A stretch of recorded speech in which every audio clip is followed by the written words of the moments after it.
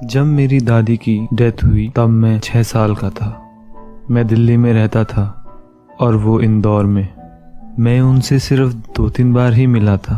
एक बार की बात है, मैं 6 साल का था और उस रात अपने बेड पे सो रहा था, पर पता नहीं क्यों मेरी नींद अचानक खुल गई। मुझे अजीब लग रहा था, इसलिए मैं अपने रूम से निकल के अपने पेरेंट्स के बेडरूम में चला गया।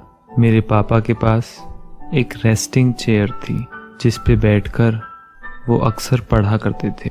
उसके अपोजिट साइड वाली दीवार पर उनकी अलमारी थी। मैं पापा की चेयर पे जाके बैठ गया और झूलने लगा। तभी अचानक से वो अलमारी खुली और मेरे सामने मेरी दादी आके खड़ी हो गई।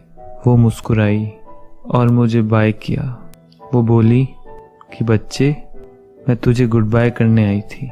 इससे पहले मैं कुछ बोल पाता, दादी वापस अलमारी में चली गई और दरवाज़ा बंद कर दिया। मैं बहुत शॉक्ड था। मुझे समझ ही नहीं आ रहा था कि मैं क्या करूं। पापा को बताऊं, मम्मा को जगाऊं, क्या करूं।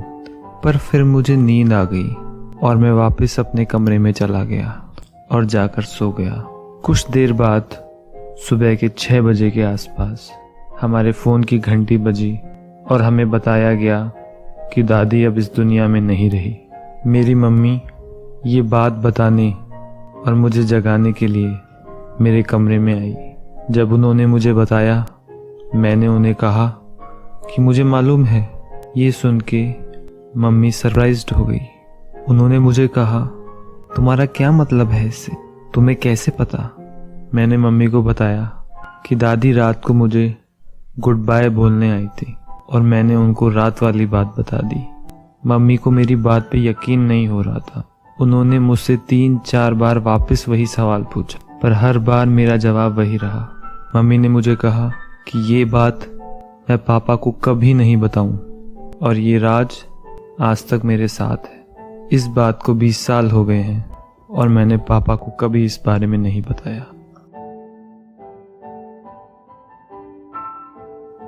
तो दोस्तों, वीडियो कैसी लगी? अगर अच्छी लगी हो तो लाइक कर दो, सब्सक्राइब कर दो।